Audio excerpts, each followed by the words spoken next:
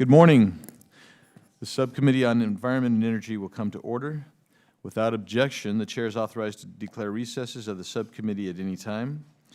Welcome to today's hearing entitled Examining Advancements in Biofuels, Balancing Federal Research and Market Innovation. And I recognize myself for 5 minutes for an opening statement. Good morning and welcome to today's joint subcommittee hearing entitled Examining Advancements in Biofuels, Balancing Federal Research and Market Innovation. Today we'll examine federal biofuel funding and the effects of federal mandates on the market. We will also examine basic research in biology and biochemistry and the ways that it can be best utilized by industry to spur private innovation. I thank each of our witnesses for being here today. Some of you have traveled a good distance, and we're very appreciative that you would take time to share your expertise on this important subject. For far too long, the federal government has been picking winners and losers in the American energy market. Federal policies prop up unsuccessful or mediocre business ventures, limit opportunities for new or different business ideas, and stifle innovation in the private sector. It is time we focus on and pursue more market-friendly policies rather than spending taxpayer dollars on misguided subsidies and inefficient commercial-scale projects. We should avoid intervening in the free market and focus instead on supporting federal funding for basic research that supports technological advances in biofuels and provides tools for businesses to deploy new technologies. As an initial reform, I will be introducing the Fuel Reform Act tomorrow to fully eliminate the biofuel subsidies and related programs in Title IX of the Farm Bill.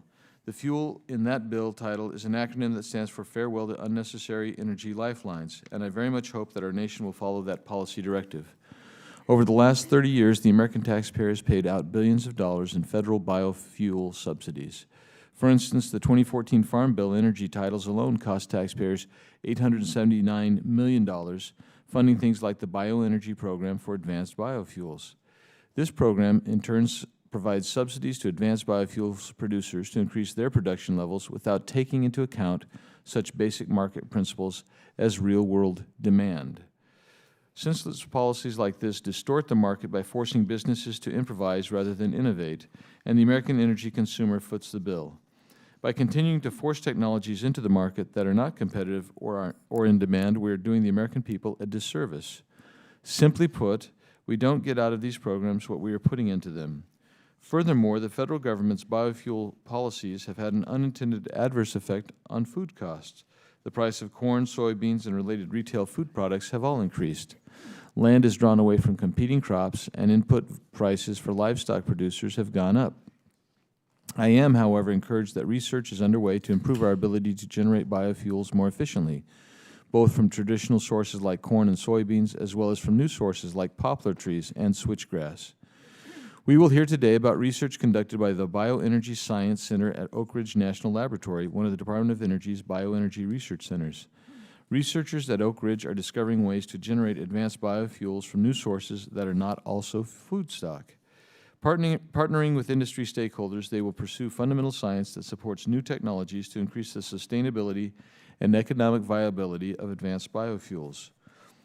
While I stress very strongly once again that we should be working toward the goal of fully eliminating energy subsidies, I am interested in learning more about how current taxpayer dollars can be used more effectively and efficiently, particularly when it comes to basic and early-stage biofuels research. The sooner this type of research comes to fruition and can be commercialized by the private sector, the better. When the free market operates, innovation breaks through and the economy thrives. I look forward to learning more from our distinguished panel and have no doubt that this will be a wide-ranging and fascinating discussion. Now, I recognize the ranking member of the Environment Subcommittee, the gentlewoman from Oregon, for an opening statement. Thank you very much, Mr. Chairman, and welcome to all of our witnesses. Our country's dependence on crude oil to fulfill our transportation needs is problematic in at least a few ways. It's made us subject to the boom and bust cycles of the volatile oil market, and it's the reason why, according to the EPA, the transportation sector accounts for about 27% of our country's greenhouse gas emissions.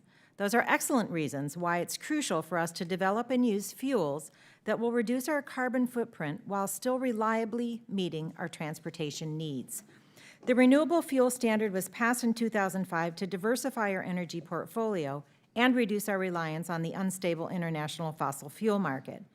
Policies such as the RFS have multiple goals in addition to reducing our over-reliance on crude oil.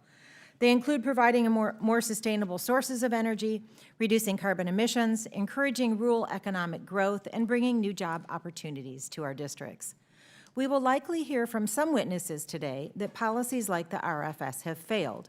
The evidence, however, points to the contrary. Federal policies such as the RFS have grown our economy. By providing market certainty for biofuels, it's allowed the private sector to continue to innovate and expand the renewable fuel industry. The Renewable Fuels Association found that ethanol supported more than 74,000 direct jobs in renewable fuel production and agriculture in 2016. The production and use of ethanol also has net positive environmental effects through its life cycle.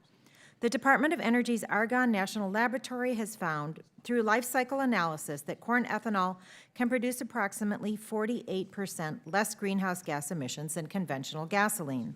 This is bolstered by sustainable farming practices in the U.S. that have led the same Argonne team to find that the production of a gallon of corn ethanol can use up to 50% less water than the production of a gallon of petroleum gasoline.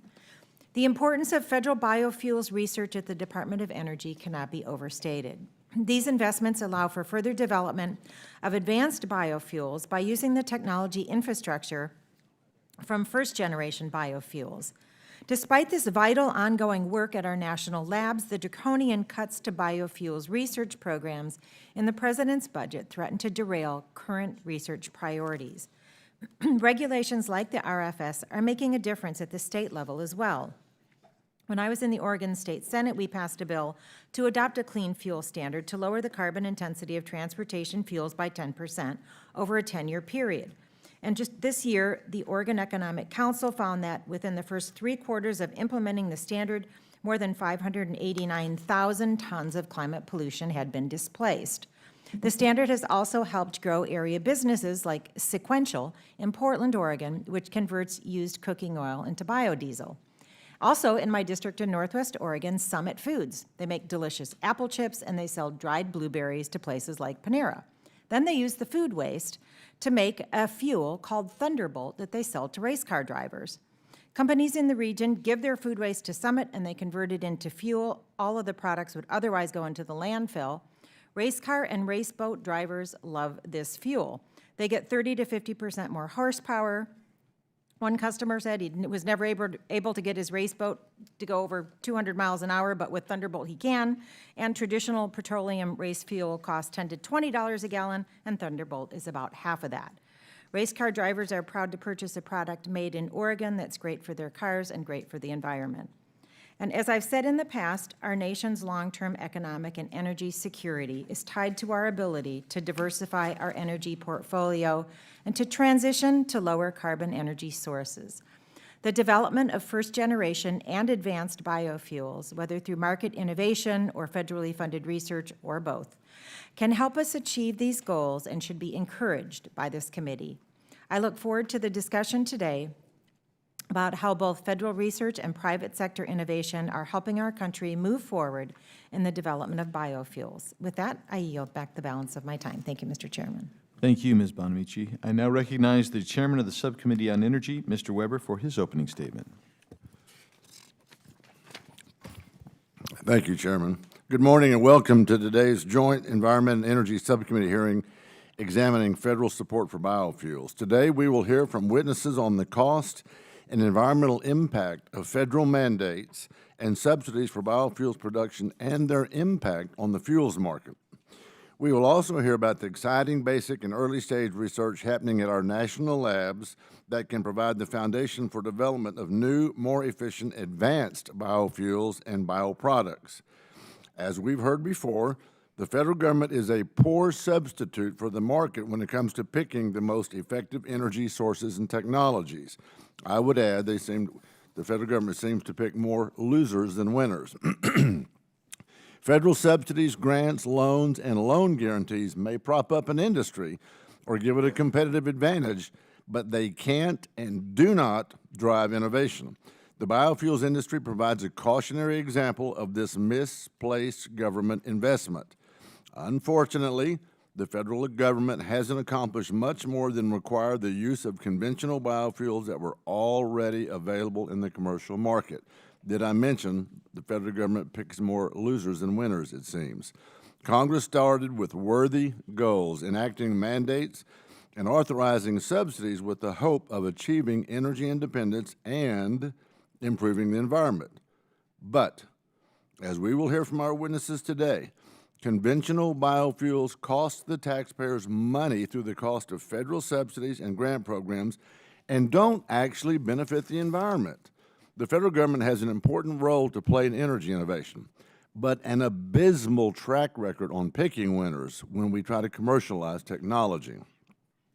It is clear that the best value for the taxpayer in scientific discoveries, new technology, and developing the next generation of science is found in basic and early stage research. Industry can build on these early stage research discoveries and use research infrastructure to create market-ready next generation energy technologies. We can see this nexus between basic research and potential commercial technology in the Department of Energy Bio-Research Centers, or BRCS. Funded through the DOE Office of Science, these centers conduct basic research in genomic sciences and microbial systems biology to advance energy-relevant systems biology. Researchers at these BRCs provide foundational science to industry partners who then can develop new products and biofuels based on their discoveries. Along with 3 other centers around the country, the BRC at Oak Ridge National Lab, led by Dr. Paul Gilna, who joins our panel today, focuses on cutting-edge research to gain access to sugars in plants that do not compete with food crops. In a year where the administration and Congress are making tough choices about DOE's funding, the BioEnergy Research Centers were recently rechartered for 5 years by Secretary Perry with $40 million in funding awarded in FY 2018 to continue this basic research.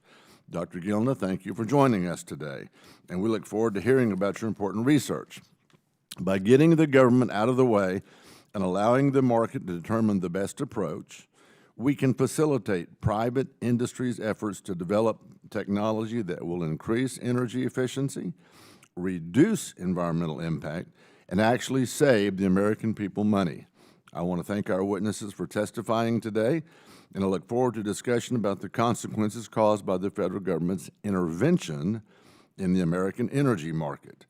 Congress has the opportunity to fix these problems caused by government overreach and should advance legislation to repeal existing mandates and roll back expensive subsidy programs.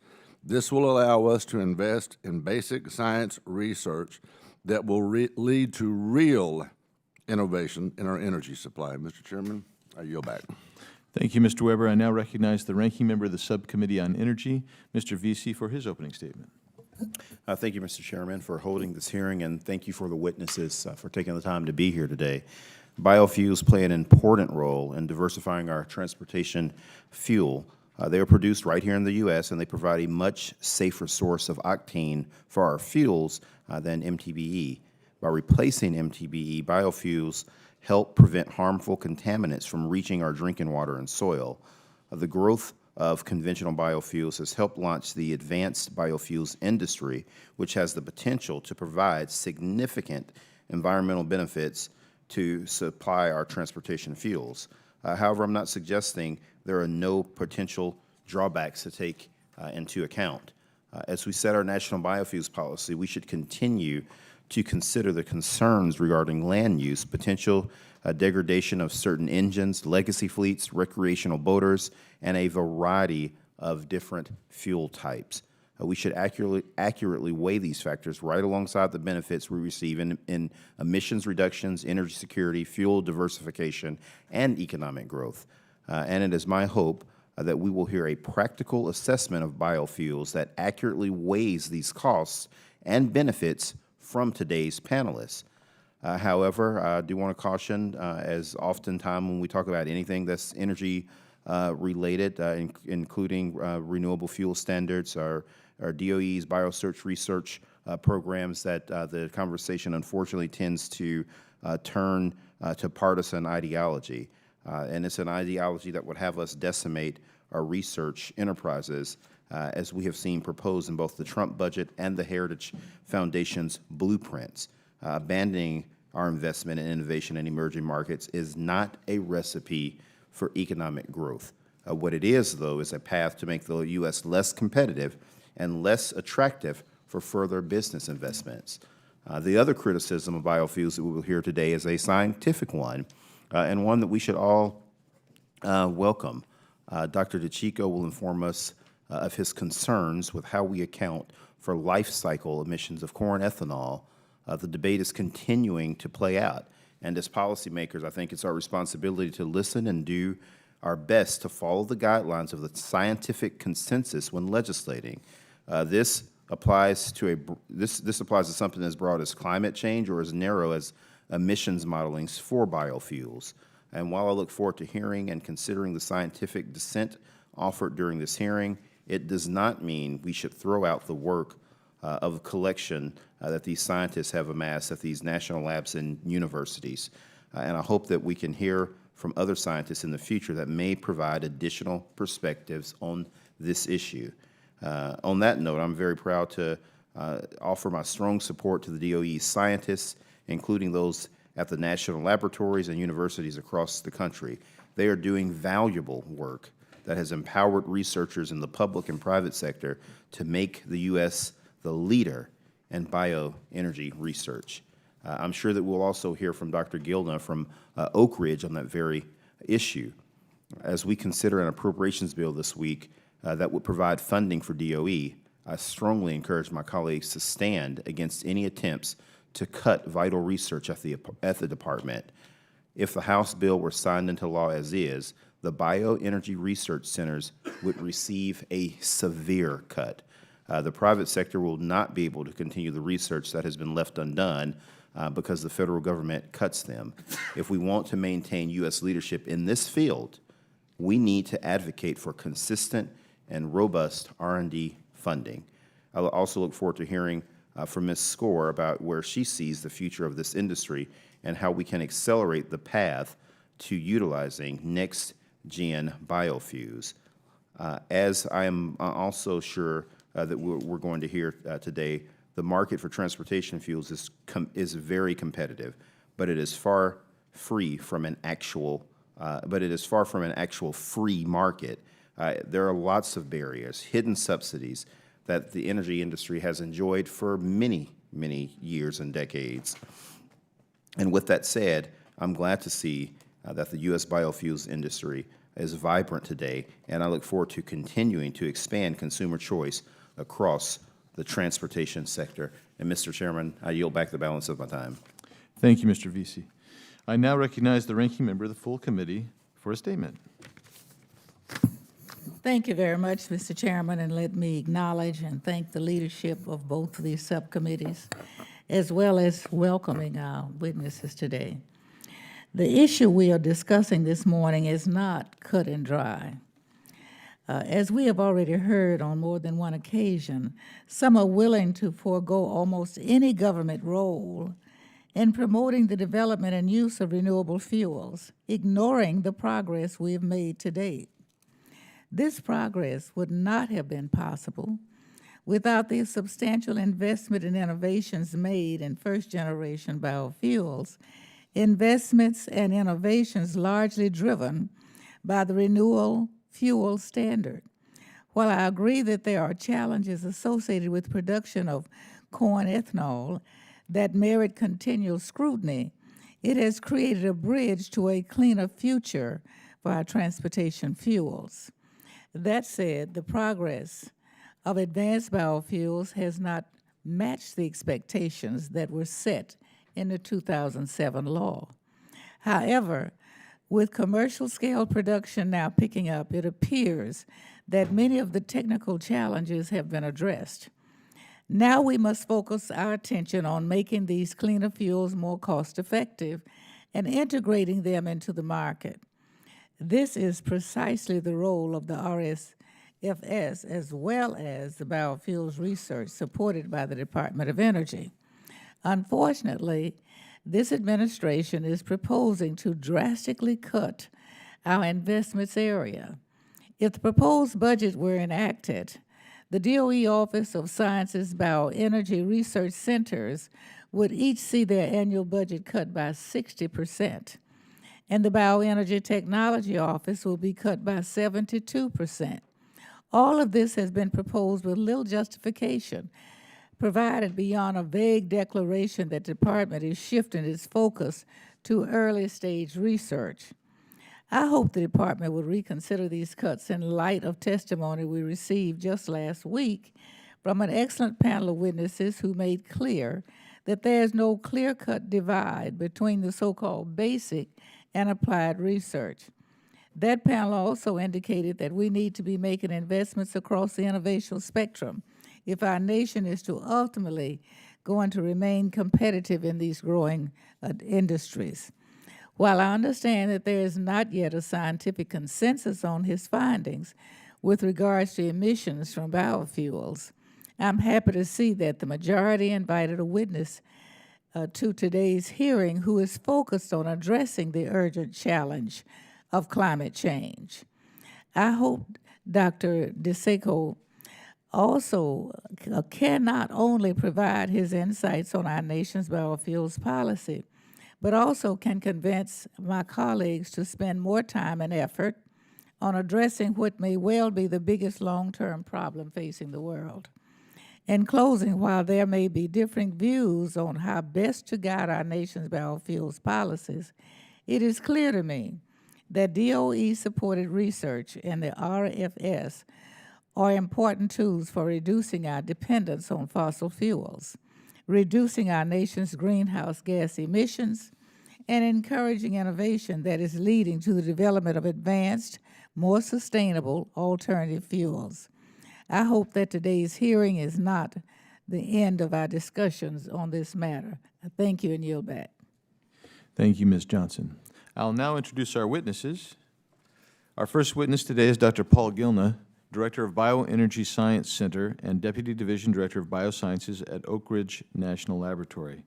Dr. Gilna received his bachelor's degree in pharmacology and biochemistry, as well as his PhD in pharmacology from University College Dublin. Our next witness is Dr. John DeCicco, Research Professor at the University of Michigan Energy Institute and Director of the University of Michigan Energy Survey. Dr. DeCicco received his bachelor's degree in mathematics from the Catholic University of America, his master's degree in mechanical engineering from North Carolina State University, and his PhD in mechanical engineering from Princeton University. Our next witness is Ms. Emily Skor, CEO of Growth Energy. Ms. Skor received her bachelor's degree in political science from Wellesley College. Our last witness is Mr. Nicholas Loris, Herbert and Joyce Morgan Research Fellow at the Institute for Economic Freedom and Opportunity at the Heritage Foundation. Mr. Loris received his bachelor's degree in economics, finance, and political science from Albright College and his master's degree in economics from George Mason University. And so, I now recognize Dr. Gilna for 5 minutes to present your testimony. Chairman Biggs, Chairman Weber, Ranking Members Johnson, Bonamici, and Vesey, and members of the committees, thank you for the opportunity to appear before you today with this distinguished panel. I am Paul Gilna, Director of the Bioenergy Science Center at the United States Department of Energy's Oak Ridge National Laboratory. The Department of Energy has a long and successful history supporting the biological and environmental research, tracing back to the Manhattan Project when scientists sought to understand the impacts of radiation fallout and the byproducts of nuclear energy production on human health and the environment. Research originating from this mission has played a central role in advancing our understanding of the structure and function of DNA, and in 1986 prompted DOE to initiate the Human Genome Project, which has become the foundation of modern-day genomic research and a critical factor in the formation and growth of the biotechnology industry. In 2007, DOE, through its Office of Biology and Environmental Research, established 3 bioenergy research centers, or BRCs, to address the scientific challenges of bottlenecks associated with achieving the cost-effective, sustainable commercial production of fuels from cellulosic biomass. To help understand the problem, envision, if you would, a field of corn used for conventional biofuel production, where only the kernels are used to extract the starch or sugars that are fermented into fuel. Realize then that approximately 75% more sugar again can be obtained by utilizing the remainder of the plant, whether that be the stalks, leaves, and even leftover cobs, saving the kernels for food. The challenge has been to develop methods to cost-effectively extract those sugars deeply entrapped in the cell wall structures of any non-food crops that we would seek to use. The BRCs have consisted of multidisciplinary teams involving many national lab, university, and industry partners. Together, these three centers represent the work of more than 1,000 scientists at partners located in 19 states. Over the past 10 years, through the initial phase of the BioEnergy Research Center program, we have created multiple fuel production breakthroughs. The three original centers, led by the University of Wisconsin-Madison in partnership with Michigan State University, Oak Ridge National Laboratory, Lawrence Berkeley National Laboratory, have helped deepen the understanding of sustainable agricultural practices, have instituted a major re-engineering of plant feedstocks, developed new methods for deconstructing those feedstocks, and have re-engineered microbes for more effective fuel production. In all, the BRCs have produced over 600 invention disclosures, which has led to 378 patent applications and over 90 patents issued to date.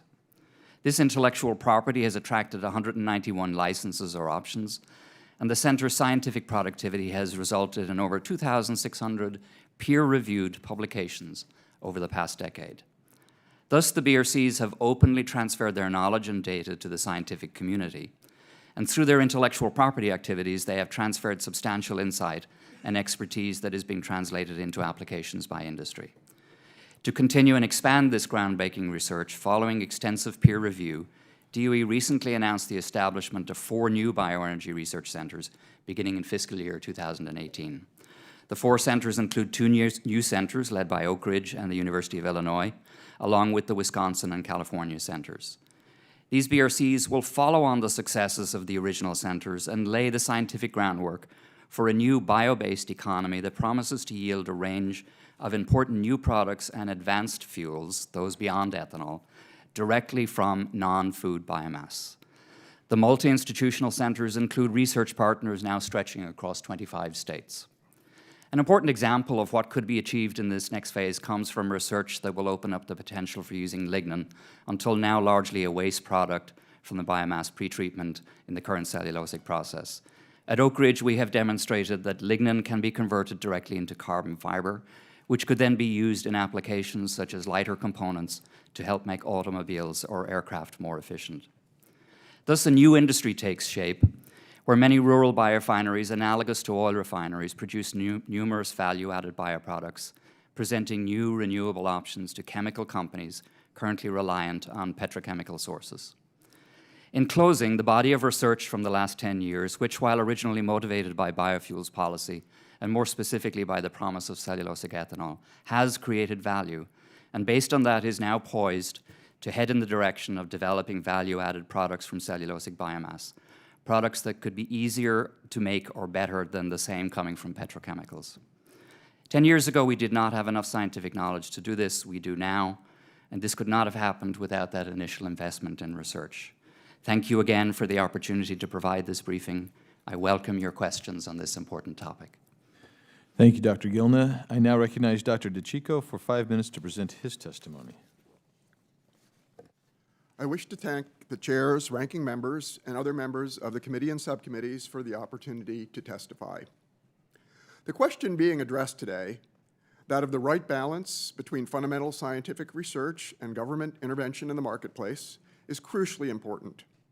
The focus on biofuels is telling because it involves so many aspects of the question. Indeed, federal biofuels policy provides a morality tale of how things can go wrong when the right balance is not struck. Before delving into the problems, however, I want to emphasize the importance of maintaining a robust federal investment in research across all fields of study. Funding for science is crucial to maintaining American leadership and fostering the innovation that leads to high-quality job growth. Federal support for university research in particular is crucial for training a new generation of Americans to fill those jobs. To summarize my written submission, here are some key points. First, protecting the climate from a worsening disruption due to excess CO2 in the atmosphere is now a top challenge for energy research and policy. But the choice of what technologies to deploy must be left to the marketplace, to industries and entrepreneurs who take risks with private money rather than rely on public funds. Policies to address non-market concerns such as CO2 should therefore be technology neutral and well-informed by independent science.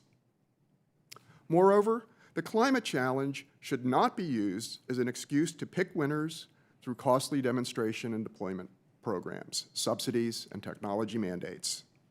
Federal resources are best leveraged through fundamental R&D and technology-neutral regulation. Unfortunately, federal biofuels policy has overstepped these bounds. The result is not only wasted tax dollars, but excess costs for consumers and harm to the environment. Biofuels are making CO2 emissions worse, and the renewable fuel standard has been damaging in that regard. Finally, it's time to face up to the fact that the federal push for advanced biofuels has failed. DOE and other agencies have supported bioenergy research, demonstration, and deployment for many decades and with billions of dollars. None of the promised cellulosic fuels have become commercially viable, even with subsidies amplified by mandates. In short, it's time to go back to basics on these issues, to revisit biofuel policies that science and economics now show to have been ill-premised. I realize that my work contradicts many long-standing assumptions about biofuels. 20 years ago, I accepted the notion that biofuels were inherently carbon neutral, meaning that the CO2 emitted when they're burned does not count because it's taken from the air when crops are grown. In reality, however, all CO2 emissions increase the amount of CO2 in the atmosphere regardless of where the carbon comes from. The correct question is whether feedstock production speeds up how quickly CO2 is removed from the air. That does not happen when productive land is used for biofuels instead of food or even just used for forests that sequester carbon. Last year, we published research to evaluate what actually happened as the RFS ramped up. We found that ethanol and biodiesel are not carbon neutral. Their use provided no significant direct CO2 reduction. Once indirect impacts are considered, it turns out that biofuels have caused higher CO2 emissions than petroleum fuels. We do need to address emissions from motor fuel use along with those from the power sector and other sources. But the best ways to do that are by improving vehicle efficiency, controlling emissions during oil production, and offsetting tailpipe CO2 emissions through reforestation.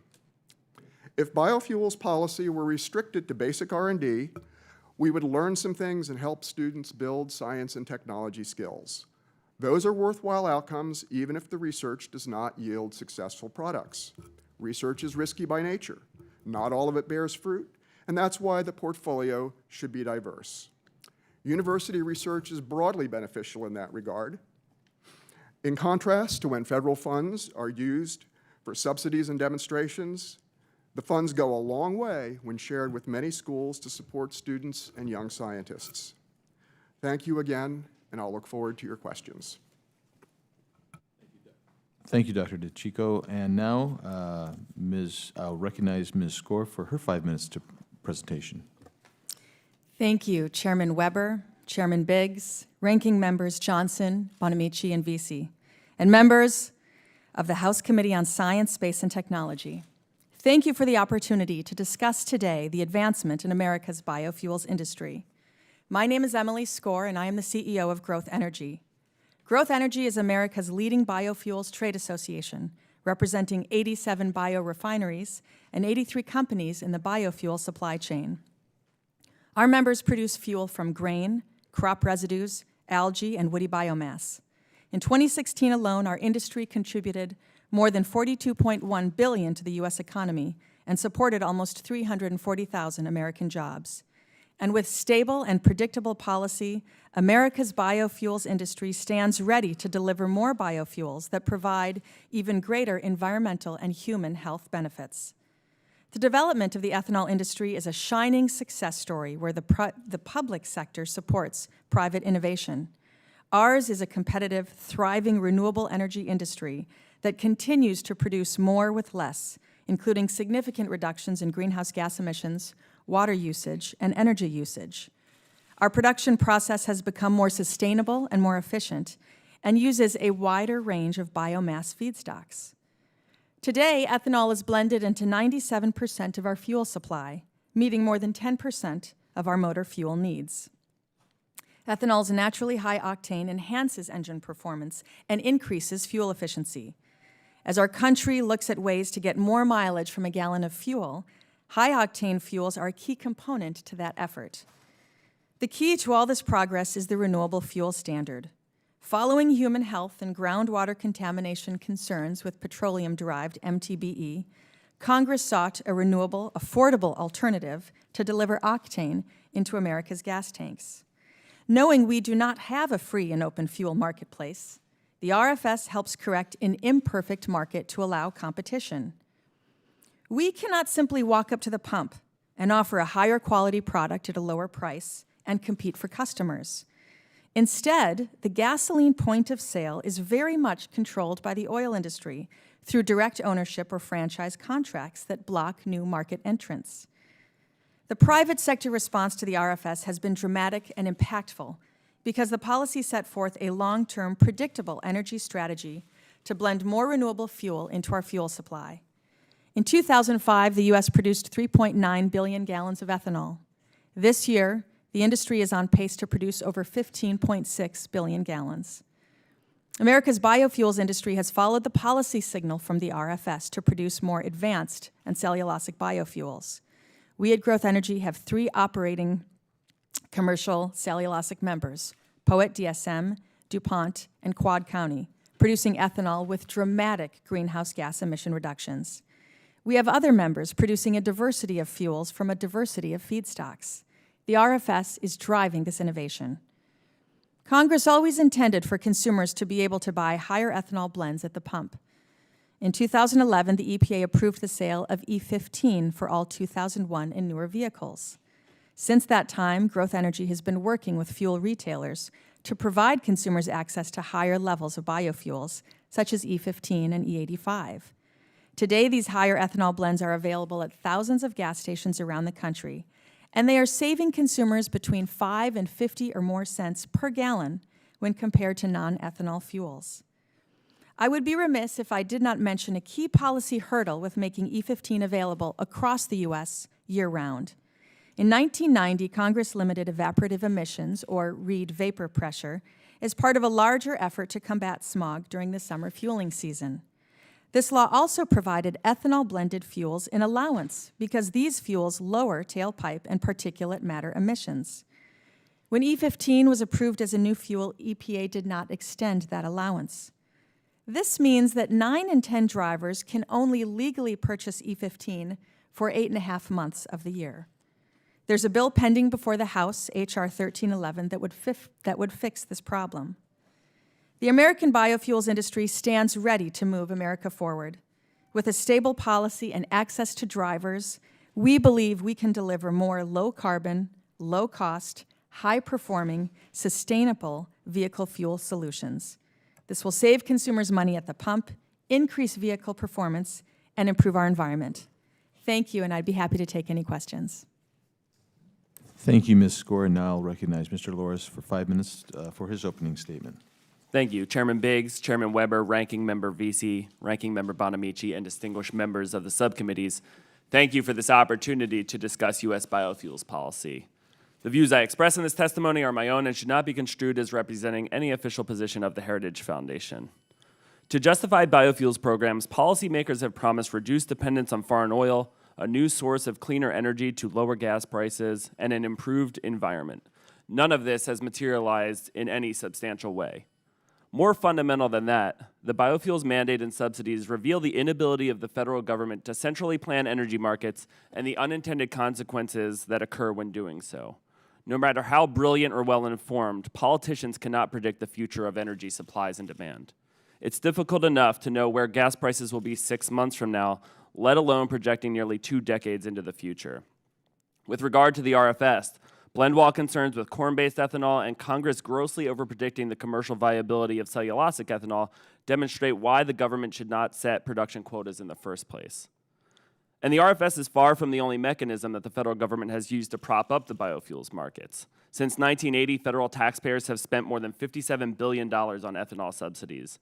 We've imposed tariffs on cheaper imported ethanol, provided loan guarantees for cellulosic ethanol, and provide a number of taxpayer subsidies on biofuels infrastructure through the energy title in the Farm Bill.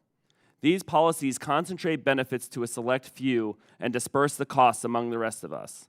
And those costs are substantial, as we pay tens of billions of dollars more in higher food and gas prices each year. These policies harm low-income families who spend a disproportionately higher percentage of their budget on these goods. While a select group of producers have certainly benefited, we can't ignore the groups in rural America that have been hurt by these policies and these subsidies as well.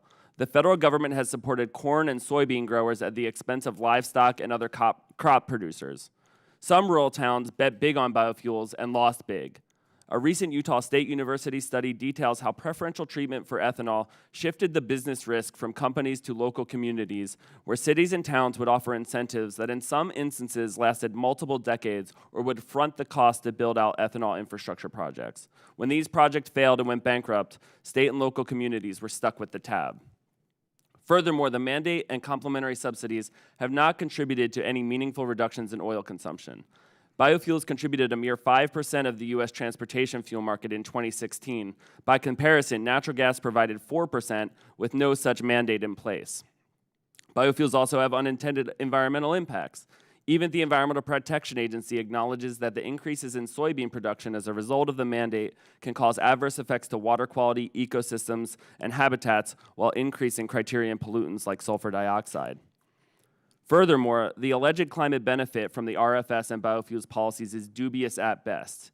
Even under the assumption that switching from oil to biofuels significantly reduces greenhouse gas emissions, which is a very generous assumption, the impact on global temperatures would be barely detectable.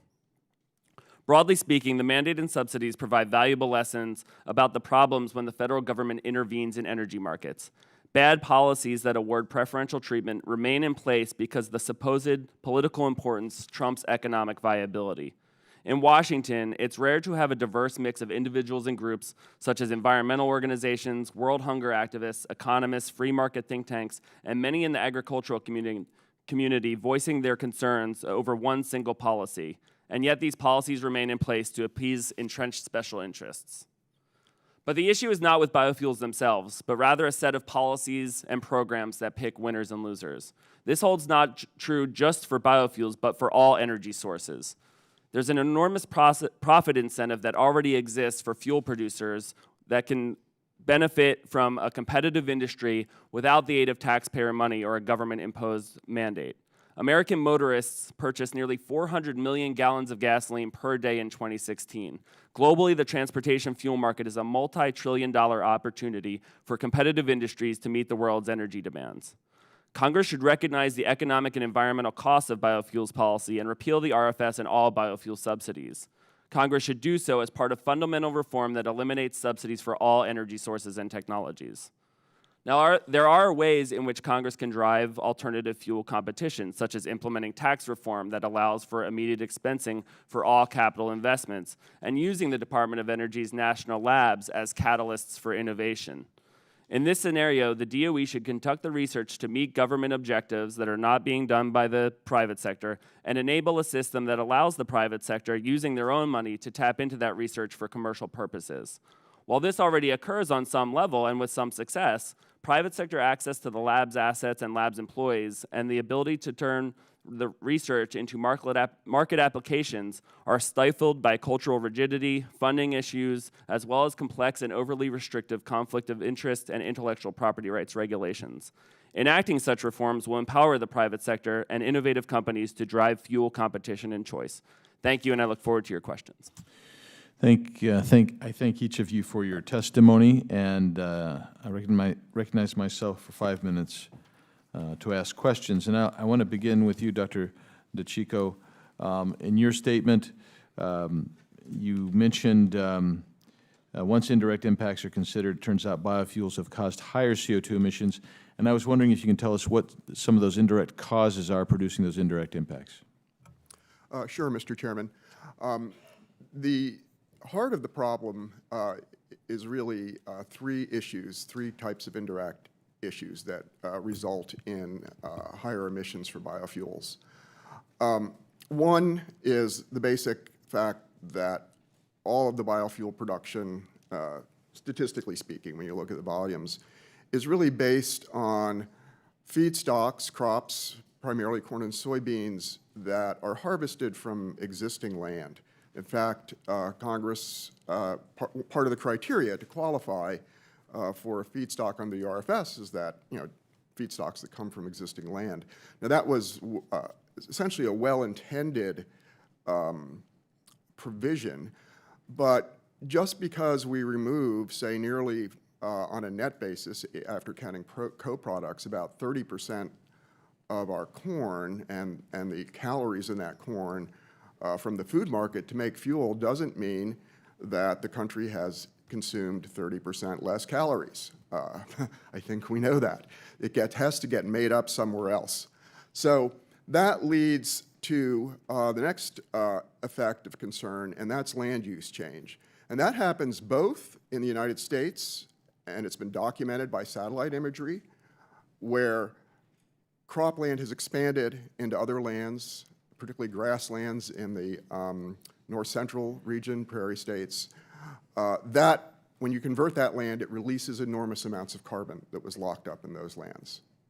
And then you have the international commodity market effects, where to compensate for the biofuel demand for starch, for corn grain, and for soybean, you end up having to make that up in international markets, and you have more crops planted on the frontier, resulting in deforestation, amplifying deforestation in the Amazon and other carbon-rich areas that creates an enormous release of CO2.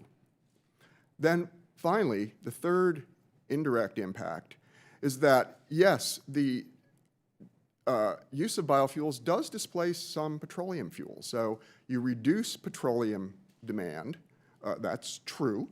That has a slight, marginal depressing effect on the price of petroleum products that then induces greater petroleum product consumption elsewhere.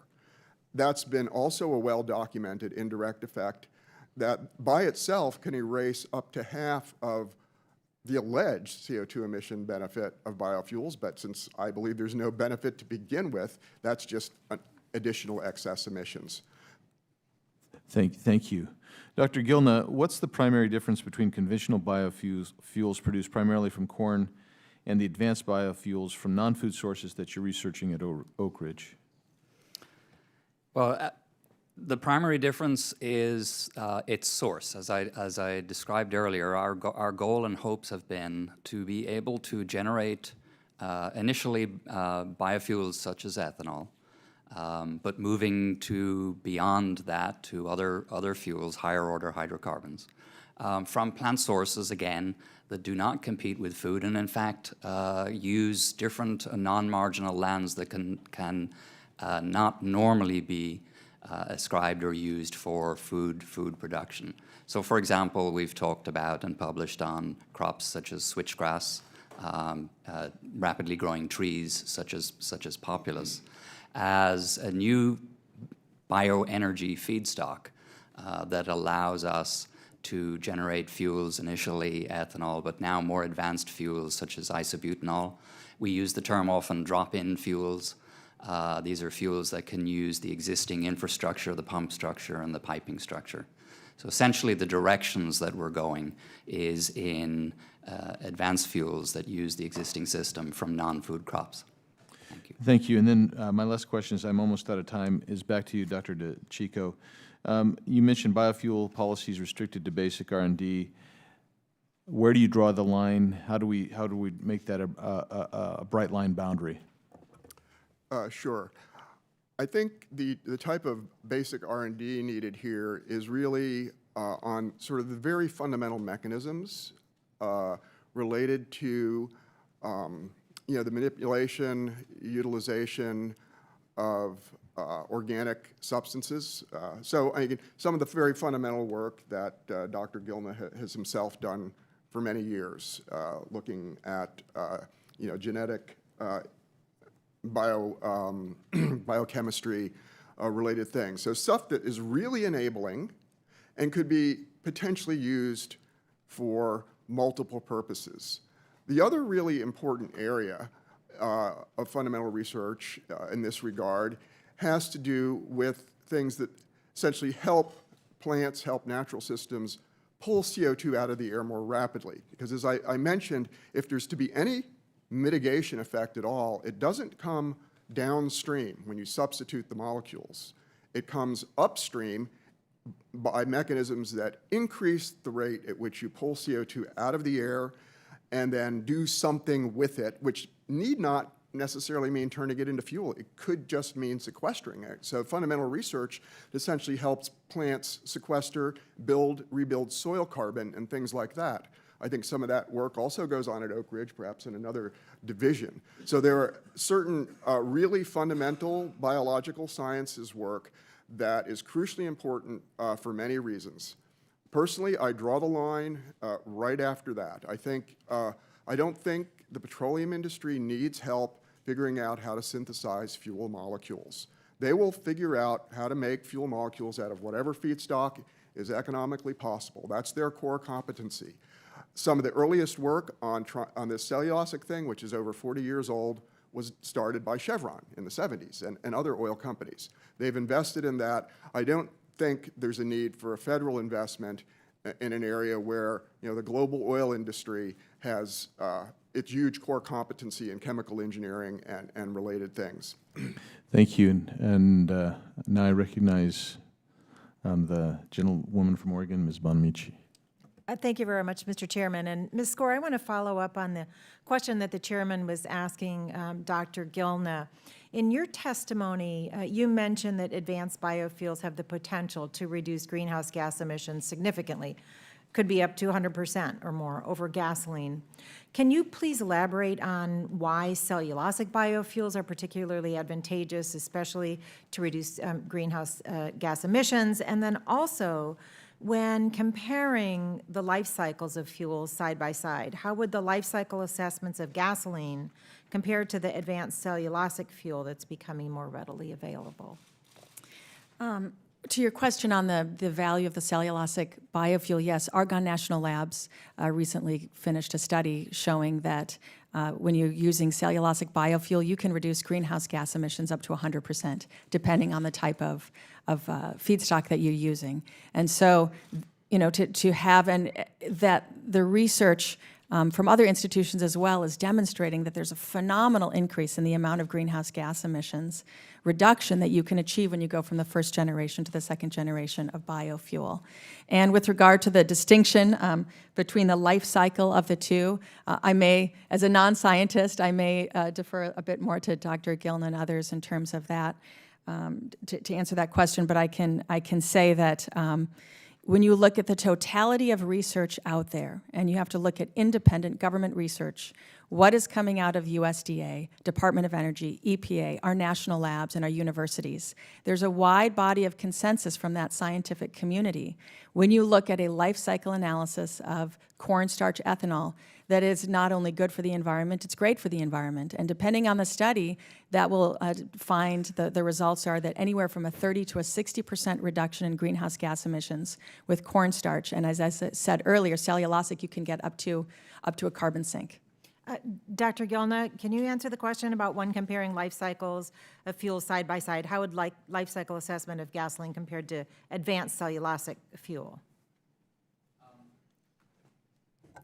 I must confess, I'm the pointy-headed scientist in this room, and so my world is more based in the fundamental science research, and I would defer to my colleagues Thank you. who work on that. Thank you. Ms. Skor, in his testimony, Mr. Loris argues that when the free market operates, technologies flourish, leading to new job opportunities and economic growth, and he's suggesting that the renewable fuel standard should be repealed to encourage a healthier free market. Can you comment about why the fuels market is not a free market and whether the current renewable fuel standard is sufficient to level the playing field, and also importantly, what might happen to rural economies if the RFS was repealed? Wouldn't it be wonderful if our transportation fuel sector were a free market? Unfortunately, it is not.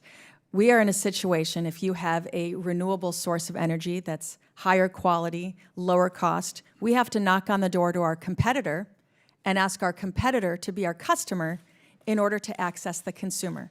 And the consumer needs that to happen in order to have more choices at the pump to find and select the fuel that is best for their engine needs. And so the renewable fuel standard doesn't entirely address the problems of this broken system, but it helps by saying that we have goals as a country. We will be blending more biofuels. That introduces a bit more competition into the marketplace. I will say, however, there still exist fuel policies and rules that date back to a time before you had alternative fuels like ethanol and do advantage the oil industry. So again, it starts to correct but does not fully correct that market. I would say one opportunity that is very much in the spirit of free market is lifting reed vapor pressure restrictions on E15. That simply says, consumers, you have the ability to purchase a currently legal fuel all months of the year, not 8.5 months. Thank you. And I know there was some concern raised about E15, and it was a couple years ago in a hearing here that a lot of vehicles couldn't accommodate it. How old does the car have to be to not accommodate it? Well, let me start by saying E15 is the most tested fuel used in the country. EPA approved it for use in vehicles 2001 and newer. That's 9 out of 10 cars on the road. It has been used by consumers have driven more than 1 billion miles on E15, and they are not registering complaints in terms of any fuel-related concerns on their engine performance. And also, you know, let's say there's a major event that disrupts the global oil supply. What could an increased supply of domestically produced biofuels do to insulate the United States from the consequences of that kind of event? One of the goals of the RFS is greater energy security. And so for us to have the ability to produce homegrown renewable fuel does protect us from uncontrollable events in the global marketplace, yes. Mr. Chairman, you did go 2 minutes over. I have one more question. Actually, I completed my question with about 15 seconds to go, and the answer took 2.5 minutes, so your time has expired. Thank you. I'll go to the gentleman from Texas, Mr. Weber. Thank you, Mr. Chairman. Mr. Loris, in your testimony, you talk about this, quote, chicken and egg, end quote, approach in energy innovation, where supporters of government mandates and subsidies argue that if we want consumers to buy a new product, the government should subsidize the infrastructure to deliver that product and then mandate its sale. Now, let me just parenthetically say we want to be careful because next thing you know, the government will be mandating we all have to buy some form of health insurance. I'm just saying. Does any of this government meddling help that new product, in this case, biofuels, become more cost-effective, efficient, or competitive? I won't ask you to opine on the insurance market. Yeah, I appreciate that. In the long run, no, it promotes technological stagnation, and markets overcome chicken and egg problems all the time. As I said, it wasn't all that long ago in terms of historical senses where people didn't have access to cell phones, and you need cell phone towers to have access to cell phones and use them appropriately. The market solved that chicken and egg problem where cell phones are so rapid and expansive that even homeless people have them now. So I don't know what technological innovations will come from the governments investing in these things. It may result in a few refueling stations, but that shouldn't be the role of the government. You have Tesla, who's investing a lot in refueling stations for electric vehicles using their own money with some subsidies from state governments, but they should be funding those refueling stations on their own too, just as natural gas vehicles should be doing the same for their infrastructure. That's not the role of the federal government to solve this chicken and egg problem when markets do it all the time. You don't want the federal government setting up refueling exchanges, huh? I'll pass. Okay, I got you. Smart man. So what you're saying is that the market itself, in the name of competition, manufacturers will produce a more efficient product, a more cost-effective product on their own, and if the government mandates and gets involved and subsidizes, then as I said in my opening statement, they have a habit of picking winners and losers, unfortunately, more losers than winners. That's right, and it creates a dependence on those programs. And when these companies are dependent on targeted tax credits or loan guarantees, they fail to recognize the true price point at which they're cost competitive with other fuels. And so that's absolutely right. Sure, you betcha. Is it DeCicco? That works? DeCicco, okay. Okay, well, I think I'm gonna come to you here in a little bit, but I just want to make sure I have your name right. Dr. Gilna, let me jump over to you real quick. In your prepared testimony, you mentioned the history of DOE biological sciences. It's my understanding that much of Oak Ridge National Lab's expertise in biological systems, and you said this as much, came from early work related to the Manhattan Project. And I think it's interesting, ironically so, that much of our discussion that has nothing to do with nuclear, if you will, was based on national security. But you could say the nucleus of this project developed from the Manhattan Project. So can you share some of the background on that expertise, how it got developed, how it's helping us today? Well, first, I may not have been clear. I think one point to be made here is that there is a history that goes all the way back of biology research at the Department of Energy that stemmed from the scientific needs. Give me a year for that. So back 50 years at least. So there's been biology research in both ERDA and the Atomic Energy Commission dating all the way back to the early days of Los Alamos. Where what that has led to has been now using those capabilities and that knowledge now focused on genomic aspects of microbial science, of energy science and plant science in particular. So it's a long-standing history that really is now being applied to energy issues by and large. Thank you. So it has evolved. Dr. DeCicco, you said your testimony was you had harsh words for DOE Office of Energy Efficiency and Renewable Energy Programs, EERE. Quote, DOE and other agencies have supported bioenergy research, demonstration, and deployment in many decades and with billions of dollars. None of the promised cellulosic fuels have become commercially viable, even with subsidies. Why do you think the programs in the EERE have become so unsuccessful? You got 30 seconds. Well, they've simply failed to deliver on promises that we've now heard for decades. I mean, with all due respect to, Dr. Gilna, I heard those same things that, 25 years ago when I began focusing on these issues. It's a difficult problem, that's true.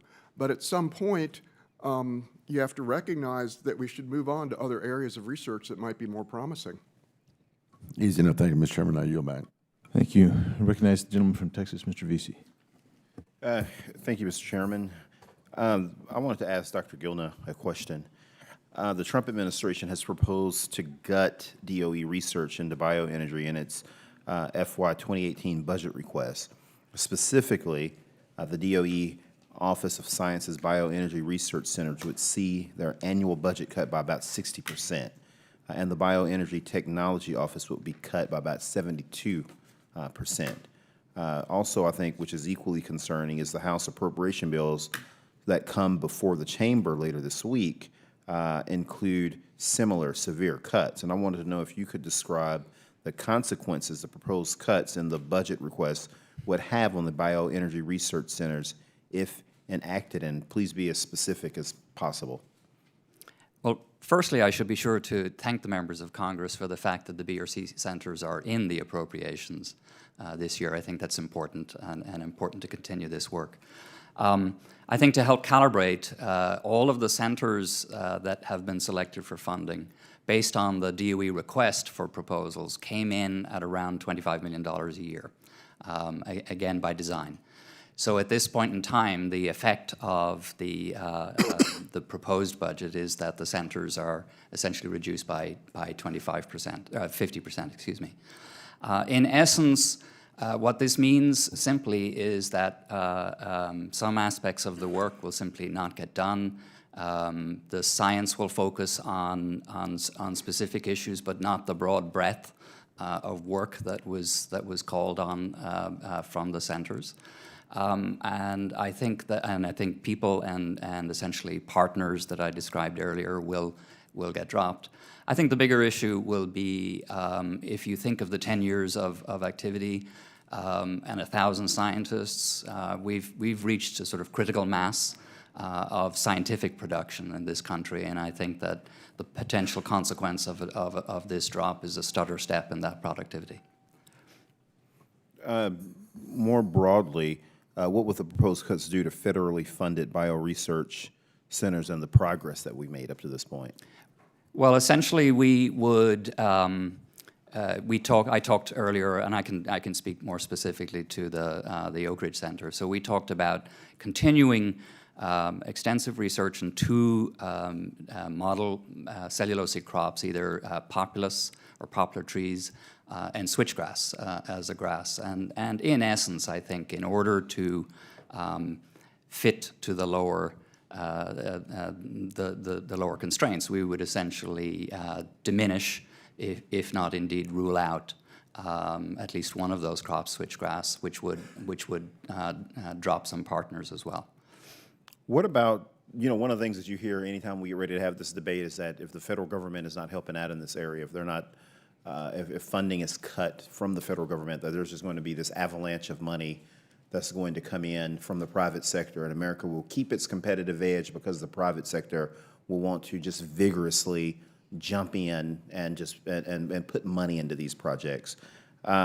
What is your opinion on the private sector funding research that is proposed for elimination, as some has suggested today?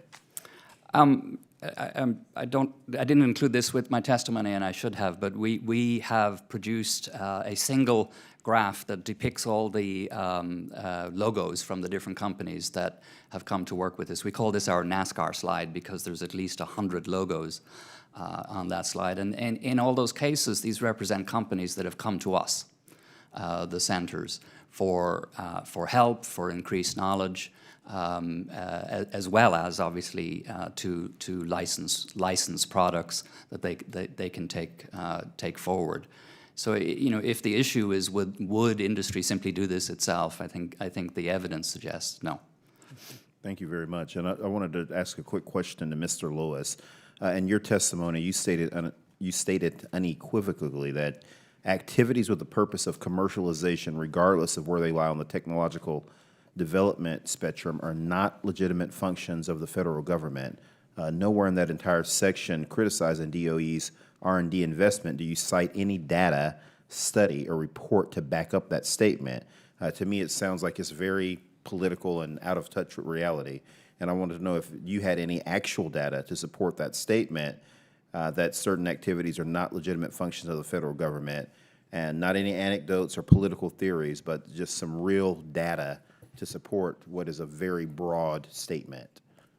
Well, I don't think the federal government should be involved in trying to predict what our future energy sources should be. So it is looking about whether or not it is a legitimate function of the federal government. I don't know what will be our energy future, whether it's fusion, whether it's batteries, whether it's biofuels.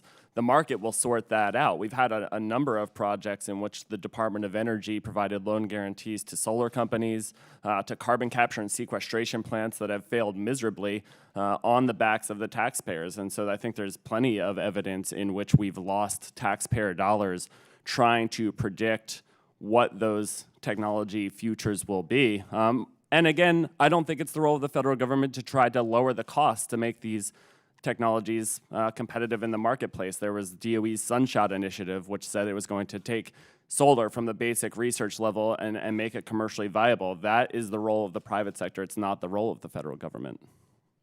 Thank you, Mr. Chairman. I yield back. Thank you, Mr. Vesey. Chair recognizes Mr. Dunn, gentleman from Florida. Thank you very much, Mr. Chairman, and thank the panelists for being here as well. It's always fun to hear from so many very learned people. Dr. DeCicco, there's a lot of timber in the 2nd Congressional District of Florida. It's the largest agricultural product that we have. It's a very agricultural district. It's a huge driver of our economy. We have about 4.5 million acres of timber under cultivation. The pulp and paper manufacturers in Florida's 2nd District also generate energy from their biomass. So I was going to ask you a biomass question. Is the minimally produced woody biomass that is burned to generate the bioenergy, most of that is just scrap that they're generating themselves, to power these pulp and paper mills closer to carbon neutral than other renewables you've studied? Yes, it is.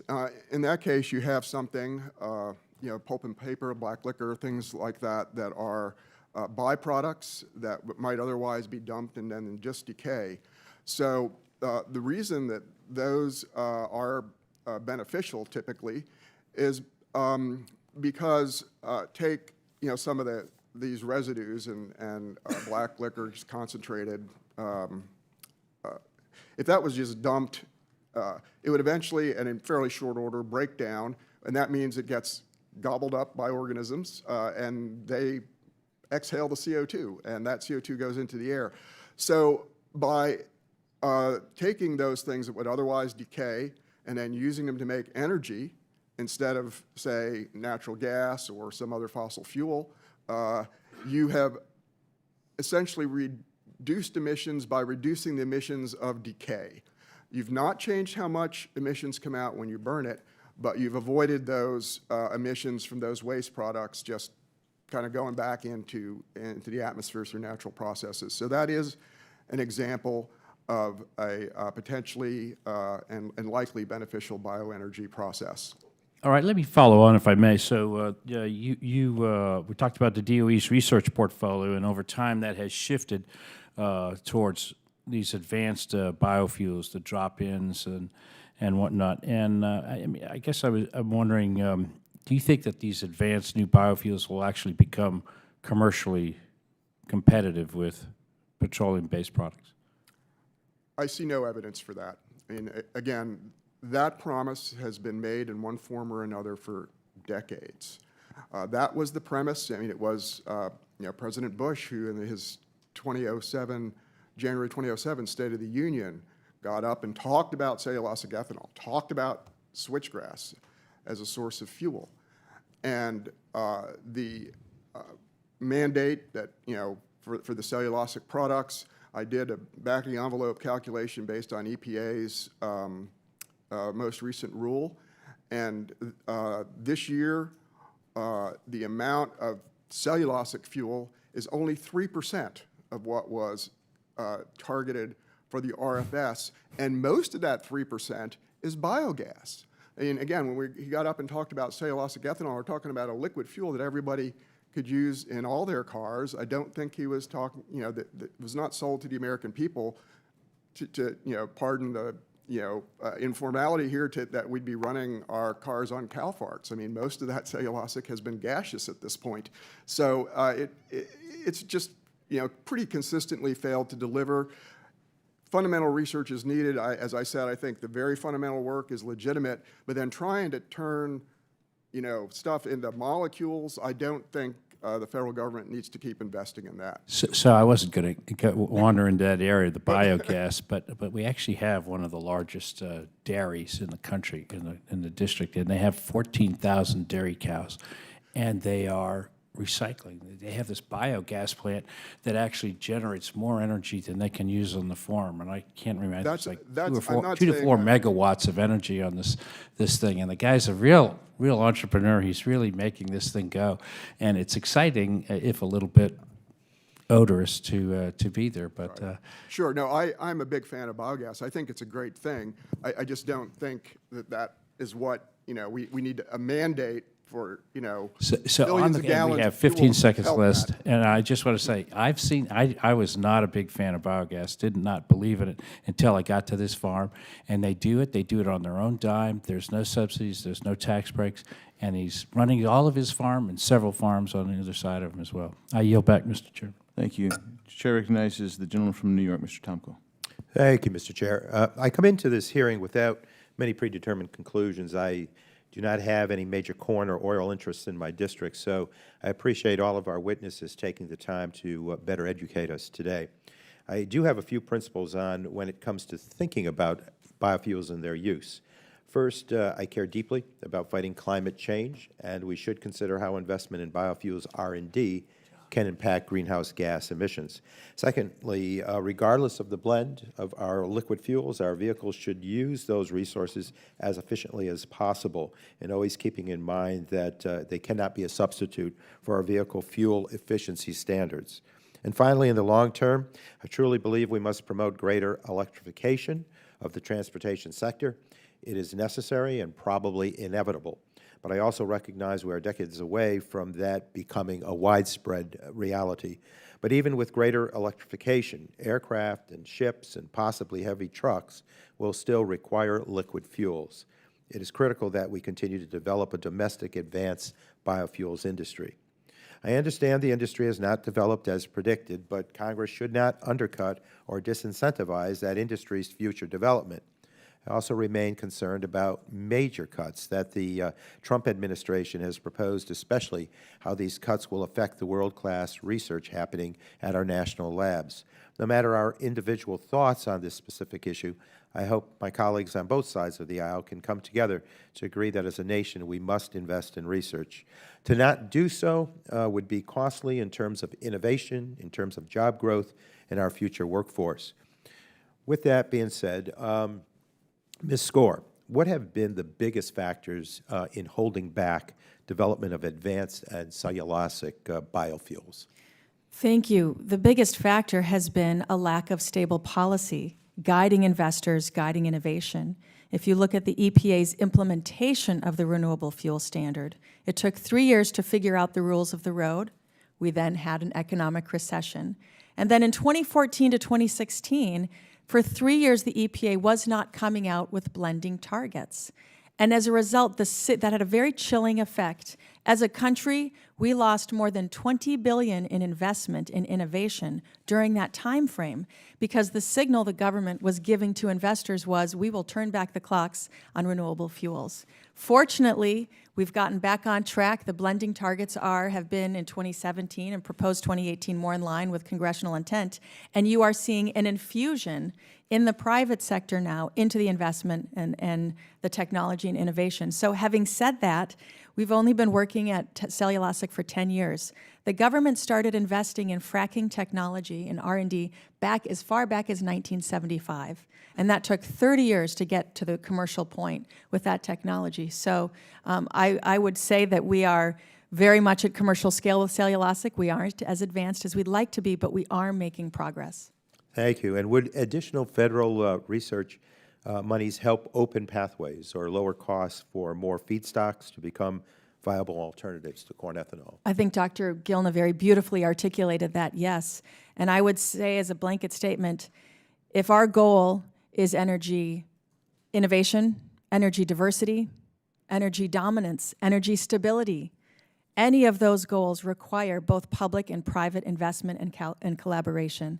We have, as an industry, benefited from government support in R&D throughout the innovation spectrum and would continue to do so, yes. Thank you. And Dr. Gilna, one of Mr. Loris's criticisms of the DOE national laboratories is that they need to transform in order to, I quote, engage more with the private sector. Mr. Loris and the Heritage Foundation also strongly advocate eliminating any research that they do not consider to be either basic or early stage research. These two criticisms seem to contradict each other. Based on your experience, on what types of activities is the private sector most interested in collaborating with the national laboratories? Based on my experience, the most productive and valuable experience is when industry and the labs work together to solve problems in a collaborative fashion. Most often, it is recognition on the part of industry that a problem in the pipeline is basic research based. And so coming to use the capabilities and knowledge base of universities and the national labs is the best form of synergy that can help solve industry's problems. Thank you. And Thank you, Mr. Tonko. Your time has expired. Thank you. Chair recognizes Mr. LaHood from Illinois. Thank you, Mr. Chairman, and I want to thank the witnesses for being here today for your valuable testimony on this debate. And we've talked here today about the role of the federal government on this issue. And I think it's important to remember the genesis of the current RFS policy was put in place under the George W. Bush administration, under a Department of Energy led by Dr. Samuel Bodman, who was no shrinking violet when it came to energy policy and putting this forth. While it may not be perfect, it has been a policy that, again, going back and looking at it, is one that was put in place with valid reasons for it. And as someone that represents a district that's fairly rural, a lot of agriculture there, I look at the RFS and I see the real results of biofuels innovation in a district like mine, also improving the environment, creating lots of jobs in rural America, and driving fuel efficiency.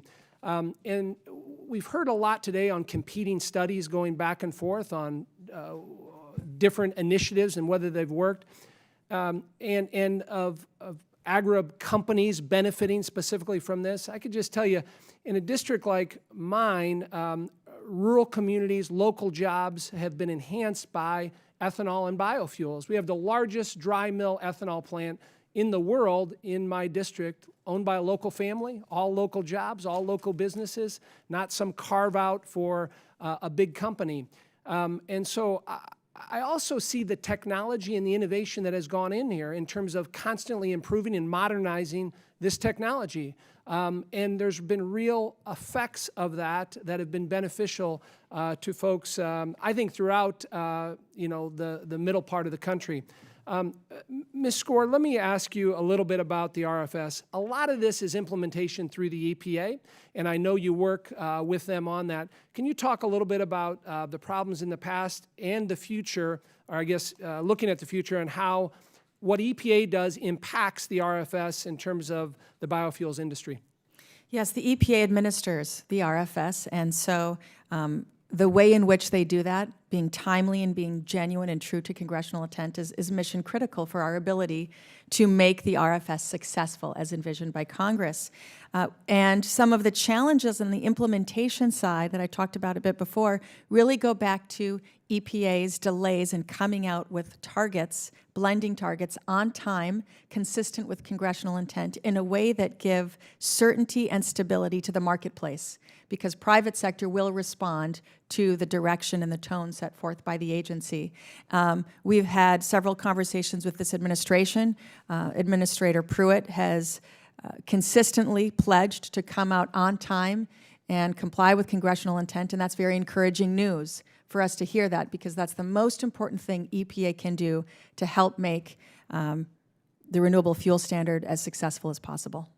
And when you look at the rollback of the RFS in 2014, 2015, and 16, and the new administration, has the biofuels industry seen any improvement with the implementation of the RFS? The 2018 proposed RVOs were the first real test of this administration's pledged support for biofuels, and we're encouraged at the blending targets, $15 billion for conventional corn. So yes, that's very encouraging to see that.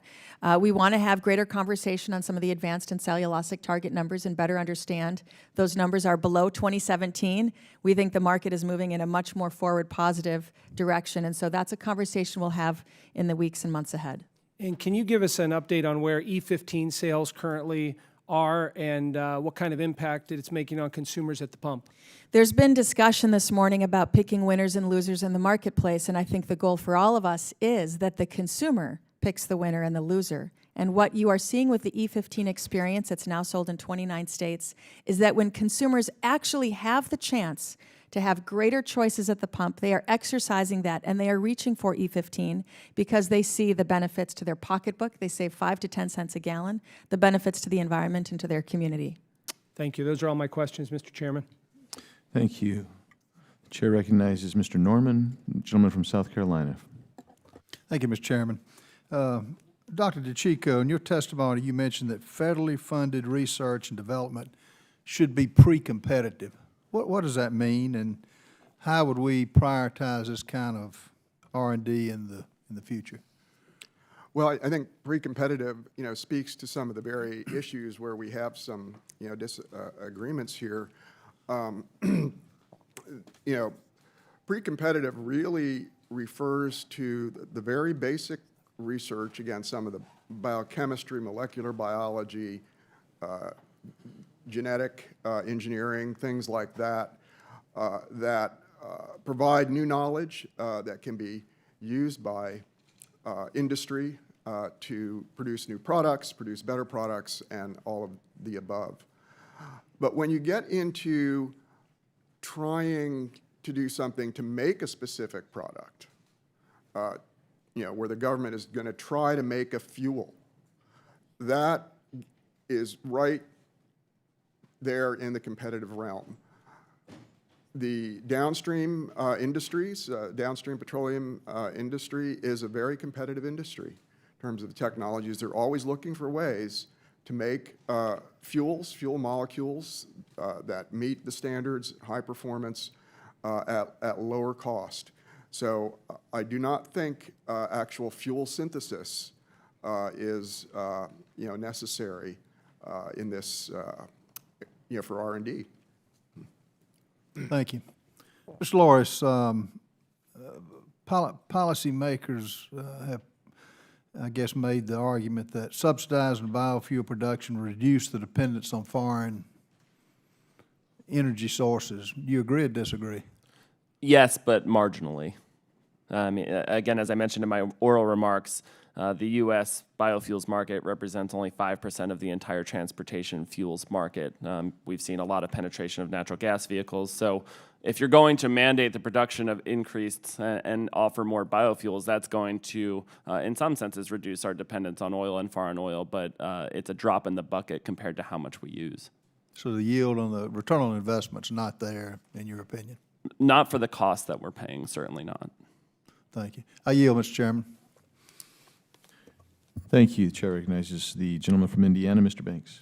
Thank you, Mr. Chairman. I'm new around here, so I'm trying to figure all of this out. And to jump right into the conversation, many conservatives argue that mandates like RFS, while intention for incorporating and advancing biofuel development into the market, has not accomplished what is set out to do in the first place. So as I look at, as I research a little bit about growth energy, I look at the FEC campaign filings, which appear that Growth Energy PAC, which is associated with your organization, Ms. Skor, gives a lot of money away to candidates for federal office who support RFS. When I look at the list of board members on your website, it appears that your board members benefit quite handsomely from RFS.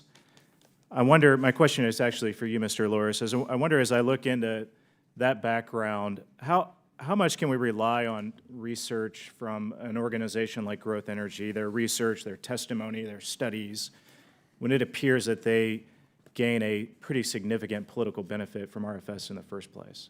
Well, I won't speak to the credibility of their research, but I will say that when you point to jobs numbers created by the RFS and by government subsidies, what you don't see is the cost, not just to the taxpayers, but where those investments could have been made elsewhere. Yes, if you mandate something or subsidize something, you're going to get people to produce that. You're going to have jobs as a result. But those are investments, and that's an opportunity cost where those investments could have been made elsewhere. You could use your taxpayer money elsewhere. Those private sector investments that are chasing public money could have been invested elsewhere as well. So when you look at government subsidized jobs, you also have to look at the opportunity cost of what that money could have been spent on. So as I dig a little bit deeper, one of Growth Energy's board members said that mandating biofuels is the renaissance of rural America, is what he said.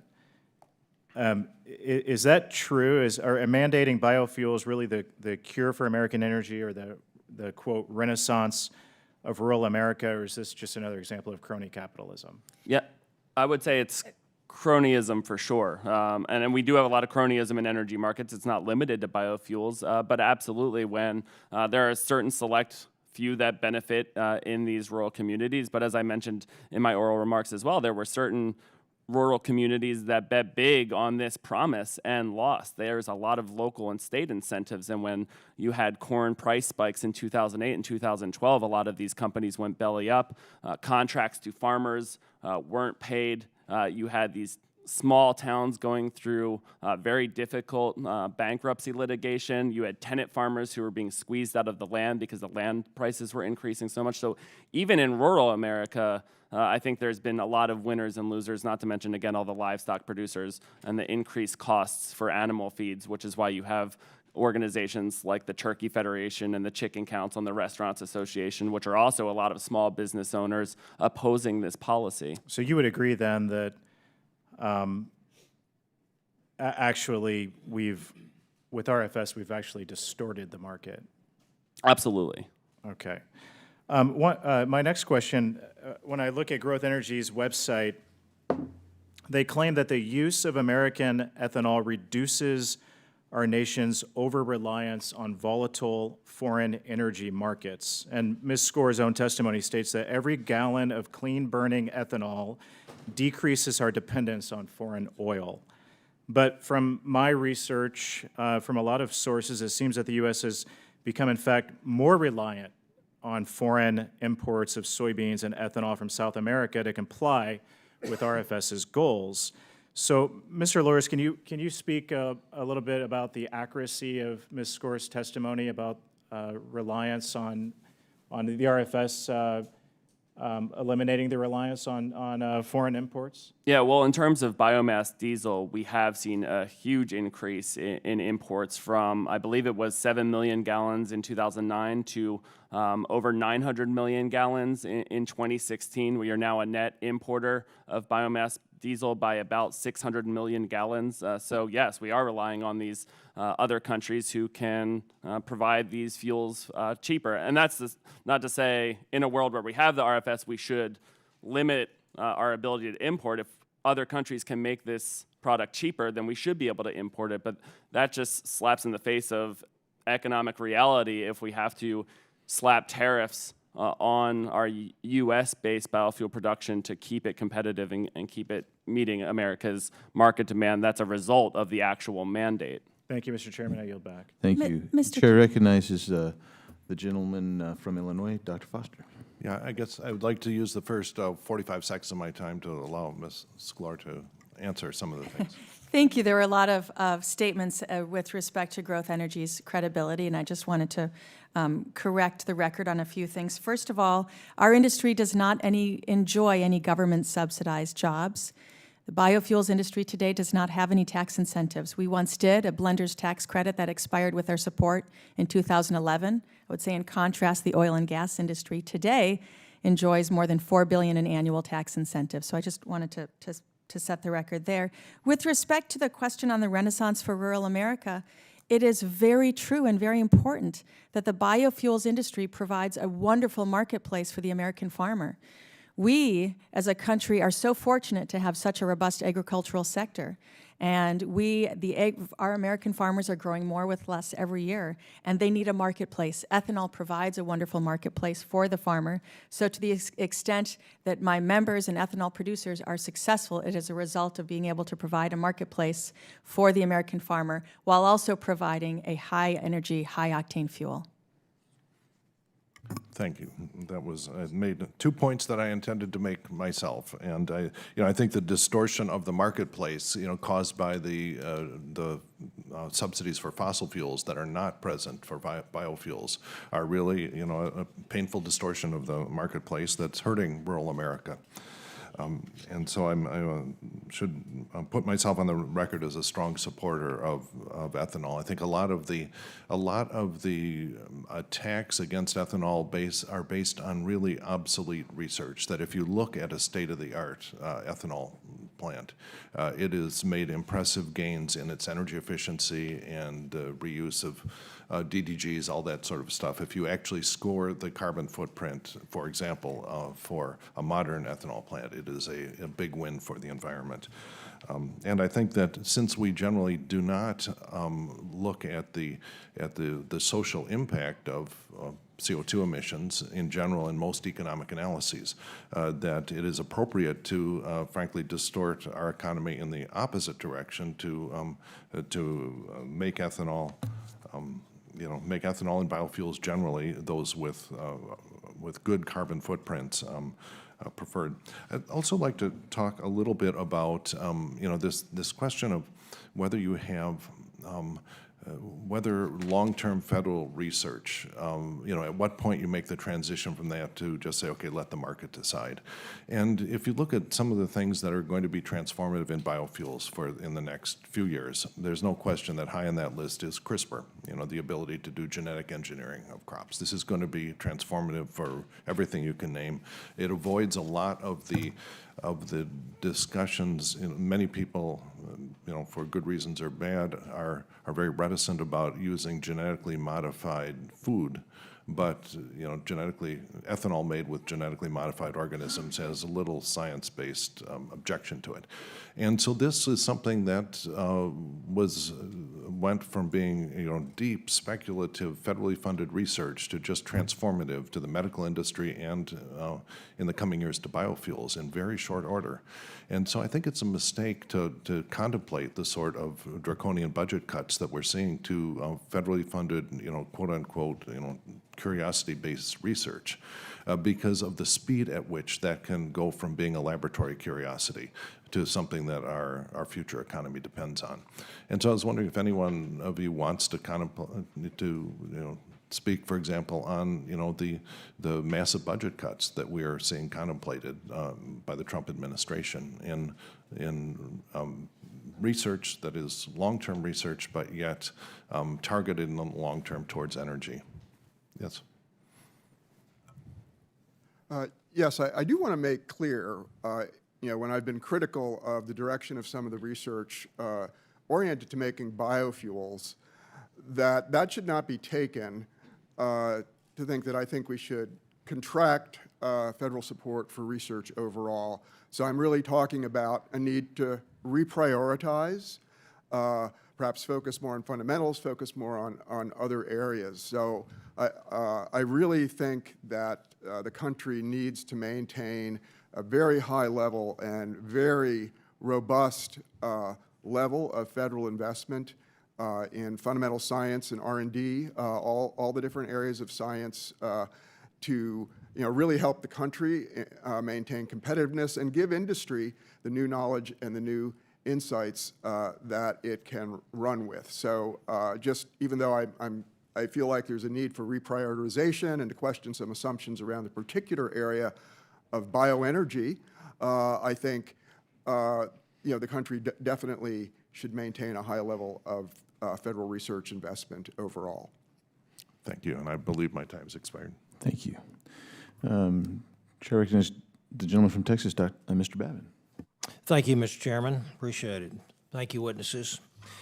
Dr. DeCicco, your testimony stated that biofuels mandates and subsidies have largely failed because they are designed to promote fuels that are, quote, fundamentally inferior to liquid hydrocarbons, unquote, for most transportation needs. What scientific breakthroughs would be necessary to change the potential of biofuels to compete on a performance basis with hydrocarbons? Well, there was a lot of increasing emphasis, including direct federal subsidization of biofuel companies. One of the notable bankruptcies was a company called Skor that received many tens of millions of dollars of federal grants. It also had private investment. And it promised to make fuels that were fully fungible. In other words, to take biomass, use a process known as pyrolysis, and convert it into the kind of molecules that we find in ordinary gasoline and diesel fuel. Liquid hydrocarbons, when it comes to a liquid fuel, they're pretty much as close to perfect as you can get for a fuel. They don't really need to be improved upon. You can make octane. Octane itself is a hydrocarbon, okay? So you can make octane-enhancing components of various kinds from many sources. Biomass is a potential source, but that should be really dictated by the economics. Ethanol is an octane booster, there's no question about that, but it's not the only way to boost oxygen. And fuels no longer need oxygen in them. Ms. Skor mentioned, the oxygenate mandate, which happened before the RFS after the MTB phase-out. There was a time when it was thought that oxygen would be beneficial in a fuel. That time has long since come and gone with advances in reformulated gasoline, well, you never wanted oxygen in diesel anyway. The point here is that, again, to go back to my earlier point, the industry, the petroleum industry, knows how to make very excellent fuels, and I don't think there's anything to offer on the bio side to make a better fuel. But the banner clean burning is just, in my view, I'm sorry, it's just rhetoric. There's no scientific basis because we can burn gasoline now extremely cleanly.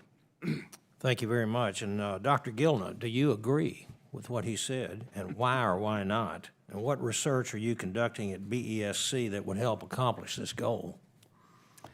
Well, if you will allow me, I'd like to give a somewhat folksy answer to your question, and it's simply this. My wife and I have a granddaughter. She's 2 years old, Molly.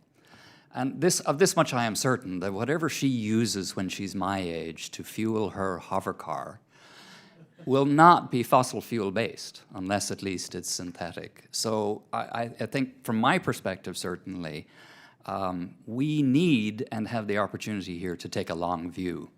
And that is the role of government and basic research here, is we need to develop options. It may or may not be biofuels. Right now, as far as I'm concerned personally, the investment of my time and my skills is best pointed at that. But I think as a country, we need a diversity of options for the consumer for fuels. That's my folksy answer. Okay, well, let me ask you a little bit further then. If she's 2, and when she's your age, and you look like a fairly young guy, are you saying that she will not be using fossil fuels because that won't be available, or because there will be other developments besides biofuels, et cetera, et cetera? My basic premise here is that no matter where they come from, our fossil fuel resources on this planet are by definition finite. Now we've had numerous huge findings. We have around the world. Some people say that will last us for the next 2 centuries. Were you aware of that? Yes. But I still believe that alternatives and choices are needed. Yes, sir. Dr. DeCicco. One of the things that people fail to understand in the renewable debate is that the resource for making biofuels is far more limited than the fossil resource, because that resource is high-quality arable land. Talk about finite. That is finite. That's why, as the ethanol mandate, RFS, has ramped up, sod has had to been busted. We've had indirect effects moving into deforestation. Land is not renewable. It's one of our most precious resources. And how we use that land and what we use that for is absolutely critical. And in my view, the science, which I know my science dissents from the many piles of studies that have been generated over the years talking about the benefits of biofuels, the issue here is the opportunity cost of land. Natural arable land is by definition already removing CO2 from the atmosphere. That's why it's productive. If we were to have the kind of breakthroughs to, say, grow algae in test tubes in the desert, well, that would be potentially beneficial. And really fundamental work, not trying to, turn the algae into fuel, but work on maybe organisms that can do that better than current algae. That falls within the very fundamental work that I think the government should be investing in. But I just want to point out that this claim of renewable for biofuels is in many ways very misleading, because land is a precious resource, and we are far closer to running out of good land with all the different needs for land than we are running out of the fossil resource underground. Thank you. Thank you, Mr. Chairman. Thank you. Chair recognizes the gentleman from Kansas, Mr. Marshall. Thank you, Chairman. I think I'll start with Ms. Skor, and I apologize for being late. We were talking about foot and mouth disease over in ag land, and thought that was a pretty important topic too. I do live in the largest ag producing district in the country, and when ethanol was first becoming of age, one of the biggest concerns was going to be the price of corn. We have lots of feedlots. And so what has happened to the price of corn since ethanol has come around and expanded, and then the price of corn and the cost of food as well? The price, first of all, one thing that the ethanol marketplace has done is provide stability in corn prices, which is extremely important for the corn farmer. I will say the price of corn today is actually lower than it was when the RFS was enacted and expanded. And so there is stability, but you aren't seeing off the charts corn prices right now. With respect to food prices, if you open up Wall Street Journal or Bloomberg or Financial Times, and you will read stories about the fact that as a country we are experiencing an all-time low continuous trend in terms of food prices. I know the UN has an index looking at the price of cereal, and the price of cereal is lower than it was in 2007 when we expanded the renewable fuel standard. And so there is not a correlation in terms of the price of food and expansion in terms of ethanol production. The data clearly show there's not a correlation. Ms. Skor, I visited with several ethanol plants, and they typically offer a nickel or a dime more a bushel to the farmers. Is that a typical across the country situation, or I think it's unique in Kansas? I think there are many ethanol plants that are co-op farmer owned, and so they're very sympathetic to the farmer, and they're comfortable. They would like to make a profit, and they're comfortable with the farmer making a profit as well. As an industry, we have publicly owned plants and privately owned and large and small, so we really reflect the country as a whole. Yeah, it's been a great example of American ingenuity in my district. I think we're up to 10 ethanol plants in the state now. Also, when the corn came along, the ethanol came along, the cattle feeders had lots of concerns, and through modern technology, I have something called dry distiller's grain that not only is used in the local feedlots, but we're even able to export it. Could you comment a little bit on dry distiller's grain and some of the other byproducts that we're seeing with our ethanol plants now? Many people don't know that an ethanol plant is actually a biorefinery, and we have many co-products that we produce. One of them is distiller's grains. It's a high-protein animal feed. It's actually the second largest source of animal feed within the country, and it is so economical and so healthy for the animal that we do have a substantial export market for the distiller's grains as well. Who are we exporting it to? Is it China, or who gets most? China has been a wonderful trading partner for both distiller's grains and ethanol. It's unfortunate this year that they are erecting some protective tariffs in place, and so that's a real challenge for the U.S. agricultural sector. Okay, I think I'll finish up with just my, national security, of course, is on everyone's mind. And one of my goals I said on the campaign oftentimes was someday I hope my grandson never has to use gasoline from imported oil. And in fact, we're saving, they say, maybe 2 billion barrels of foreign oil each year from being imported. The biofuel is the first generation is corn ethanol and advanced biofuels. How do these greenhouse emissions differ from the corn ethanol versus advanced biofuels? You nearly double the greenhouse gas reduction when you go from first generation cornstarch ethanol to second generation. And you're starting at a pretty healthy baseline with a 43% reduction to begin with. So substantial savings when you're talking about the environment. Okay. I yield back the remainder of my time. Thank you. We don't have any, Mr. Chairman, but if you're willing to do a second round of questions, we'd be interested. As much fun as this has been the first round, and I do think it's been very interesting and very very informative. I think we'll pass on the second round of questions. Thank you, though. I thank the witnesses. It's been a very interesting, valuable testimony, very informative. The record will remain open for 2 weeks for additional comments and written questions from members. Appreciate the remarks regarding mandates, subsidies, innovations, basic versus fundamental research. It's been very interesting. This hearing is adjourned.